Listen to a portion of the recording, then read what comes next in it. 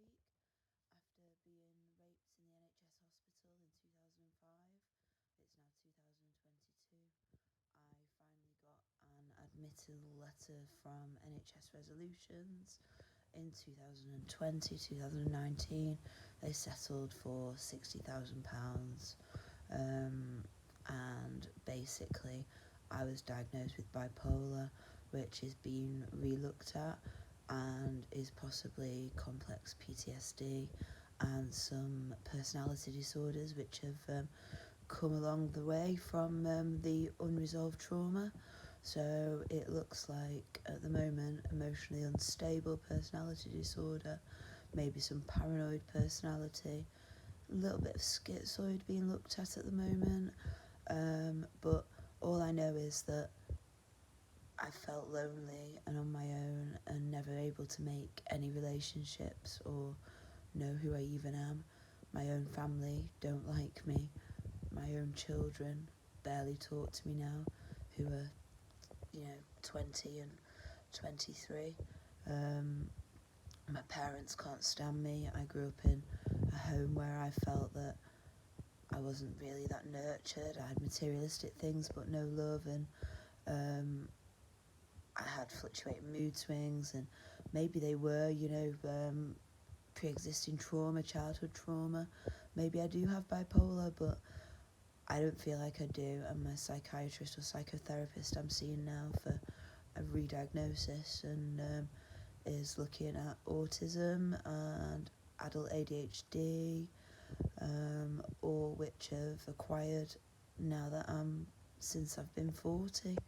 So it's possible that since the age of 21, 22, I've been taking bipolar meds that have just never helped. And I feel relieved that I may be getting a diagnosis that's right, and hopefully some trauma therapy that can help me. But who knows, maybe the bipolar exists, maybe it doesn't. I don't think it does. My therapist doesn't think it does so far, but I've probably got another 5 or 6 sessions to go before I get a full report, which I'll share with you guys once I know. But all I know is that I never had any suicidal intentions when I was younger, ever. From 2005, when I was raped for those 12 weeks, they ignored me. They told me no one would believe me, that the man would lose his job who worked at the NHS.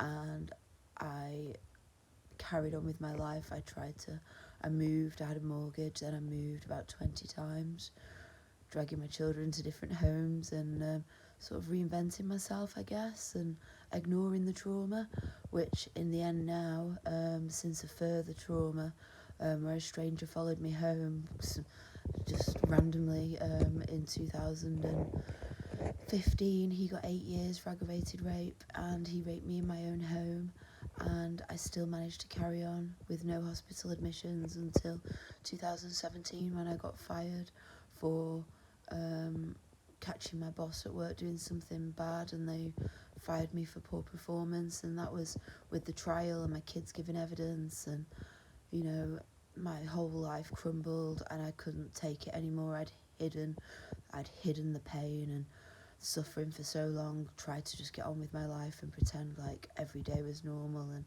I was a normal person, trying to fit in, never having any friends, never having any close family connections, never trusting people. And then I got admitted to hospital in 2017. So it's not under section, I've never been sectioned. And then after that, they just didn't help me, still no trauma therapy. And then from 2019, I've had about 12 suicide attempts, some near fatal, normally morphine, zopiclone, all the kind of things they ply me with, and I never got any help at all. And it's only literally the last 12 weeks that, after fighting to just be on lorazepam, because I find that that's the only thing that calms my thoughts, and bipolar meds don't work.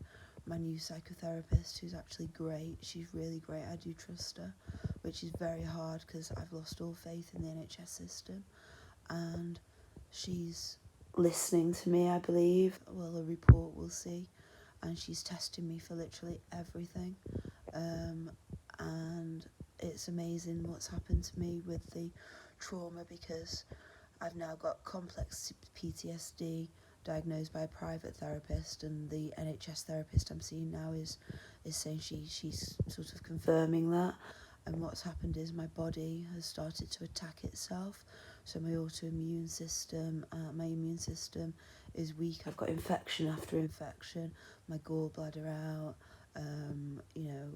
kidney disease, thyroid problems, grave disease, Hiroshima, all sorts of things. And I'm constantly ill. I've gone from 14 stone to 10.5 stone in the last 18 months, and this still didn't help me. So anyway, guys, I just wanted to do my first video of my blog, and I'm going to keep you updated, and hopefully I'll be able to reveal myself properly when I've got a full diagnosis. But I have some hope now. I have a 20-year-old, I've got her to uni, a single parent family. She's at uni. I have a 23-year-old daughter who I adopted when I was 19, and I've never left her side, and now none of them speak to me.